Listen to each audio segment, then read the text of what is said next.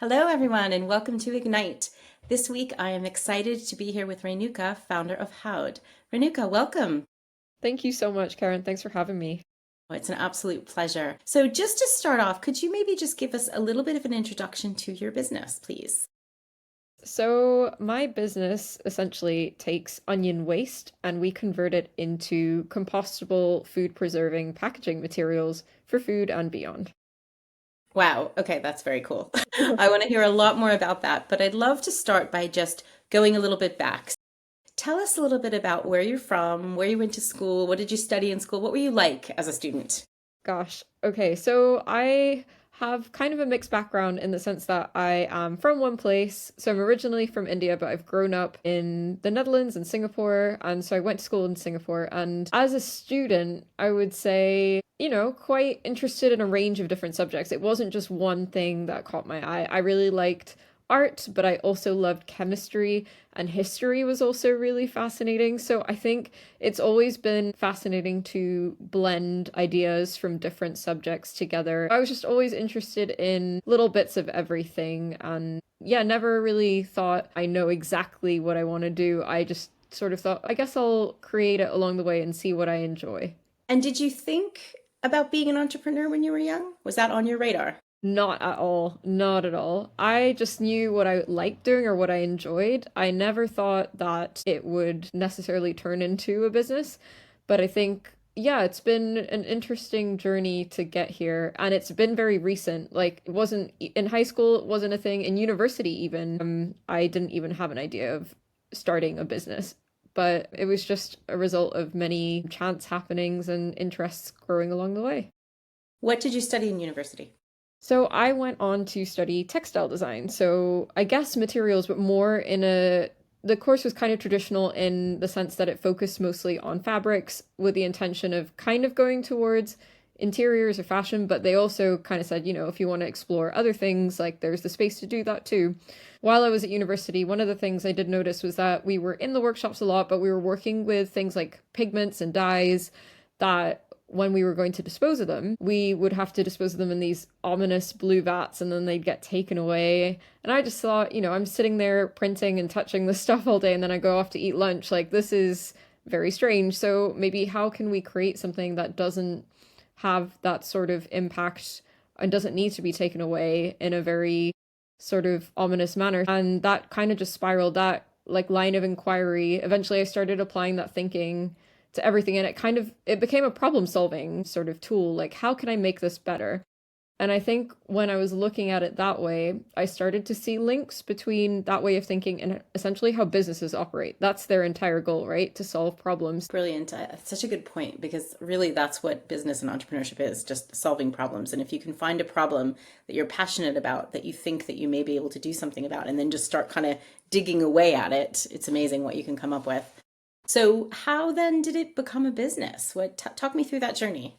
Yeah, I mean, I think it's important to note that it takes a while sometimes. Like it doesn't always, the idea doesn't come to you overnight. It's sort of, you start doing things or having different experiences. So after that, went off to work at an institute in the Netherlands where we were working with mycelium, which is essentially the roots of mushrooms. And we were growing insulation material on beer grain from the local brewery. But during that process, I began to see like how energy intensive it was and how many resources were needed. So I thought, with my skills and knowledge that I've accrued in the research I've done, what may seem like a better solution? So I started playing around with onion skins actually when I was using them for a textile dye project. So some completely something else. And then I realized after boiling them that they were still so robust, and I just thought surely we can make a material from these. So it started off really rudimentary, like using recipes for natural glues I found online and just doing it on my bedroom floor and just sticking them together and seeing what would happen. And then I think I put a photo of it up on a blog or social media or something. And a friend of a friend got in touch and said, "Oh, this looks interesting. I work with people at the Sustainable Textile Trade Fair show and we have an innovation showcase. Would you be interested in showing this piece in that showcase?" And it just kind of like snowballed from there. So I guess the moral of that story is like, sometimes just putting something out there, even when you're just at the beginning, it feels scary and daunting, but just doing it, you never know what conversations it can start. I mean, something so simple, like it needs more development, but the fact that people have an appetite for it, that's what got me started and made me think this is something people want and need. I think often people think that when they're working on something new, they can't really tell anybody about it or show anybody till it's perfect. But actually, what you found is the exact opposite of share your little kernel of an idea and then things just build on that. Yeah, because ultimately you never know who can help you accelerate it further. One of the biggest things I've learned is that people and relationships are everything in business and just in life in general. And you can get a lot further with someone's help because there's so many people out there who are so brilliant at what they do and are looking for an opportunity to help and apply their knowledge in a different way. Yeah, like I would say don't be afraid to the term is chatterbox about what you're doing because it's a really effective way of just getting people interested and seeing what happens without putting too much money or effort in really. So you were playing about on your bedroom floor. You went to a trade show, you were chatterboxing about it. Then what happened?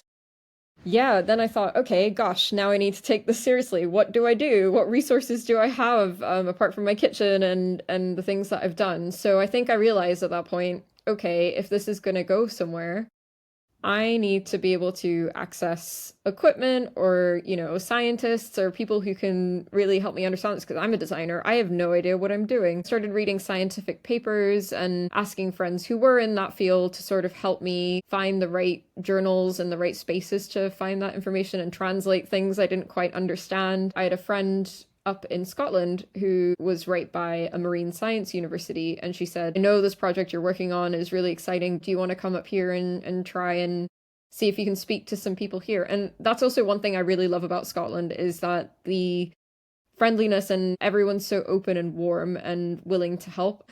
So I moved to Oban in early 2021 and managed to have then a little space to work from and then was around an ecosystem of scientists so I could just grab them and it wasn't even like I was paying them. I was just asking them for advice and just being like, can you feedback on this little bit of experimentation I've done? Like, what would you do next if you were designing this experiment? Really simple things. It wasn't anything where I was, making them work for free. It was just picking their brains. And at that point also I thought, okay, I should maybe start applying for grants. Like I have a basis for this.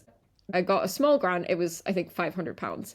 But it was enough for me to get a senior biochemist there who was like, I see the work you're doing and I would love to help. And yeah, from there I got his advice and slowly started to understand more what I was looking for and also get more confident in applying for other grants too. So it was kind of like a snowball effect from there. Every little win you have makes you a little bit more confident that, oh, there's something here. Absolutely. Somebody thinks this is interesting, right? But the other thing I would say as well is speaking to people who are doing similar things is really helpful, like building up a network of people. They can just be other people starting a business, not necessarily like yours, but who understand, oh, how do I have to present my case? And, just exchanging with them, you get their an idea of what they've gone through, and maybe they have opportunities that they can share with you. How did you find that community? How did you find those other entrepreneurs? I mean, mostly online, to be honest. I think nowadays there are so many programs. I didn't realize this again. Like when I sort of came to Scotland, there were so many agencies like Business Gateway and Scottish Enterprise, and even the Princess Trust, which is a really great one for young people to help them sort of get something off the ground, that really give bespoke support in helping you make a business plan, getting you a mentor, which is really fundamental because they're going to tell you things from their experience that maybe even your young network wouldn't know. I think having that support network here has been super, super valuable. And people, I find a lot of times people don't realize that it's there, and so they don't take advantage of it. They try to struggle alone and they try to figure out everything else for themselves. And I think one thing to add there is like you never know what can happen when you ask. You don't ask, you don't get. But you'd be surprised the number of times I've just gone out on a limb and just asked somebody for something and they've been like, yeah, sure. And I've gone, oh wow, like I didn't actually think you'd say yes, and this is going to be such a help. So just go for it.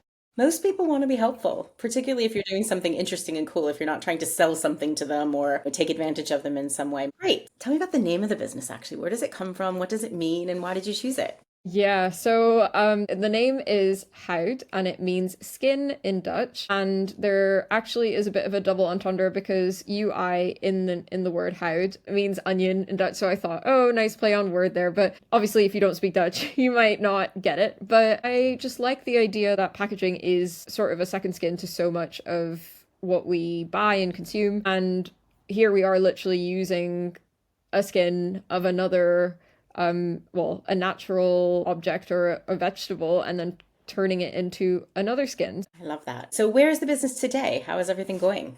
In May last year, I was able to bring on a full-time chief scientific officer who's fantastic. And, you know, she's a biochemist and she's really been able to help accelerate the business from, you know, some prototypes that I had to things that we can produce on a small scale now. And we're gearing up to sort of do our first initial small orders of like our very, very first products. And it's really exciting because we're still learning and we're going to shortly raise investment as well to take us to the next phase.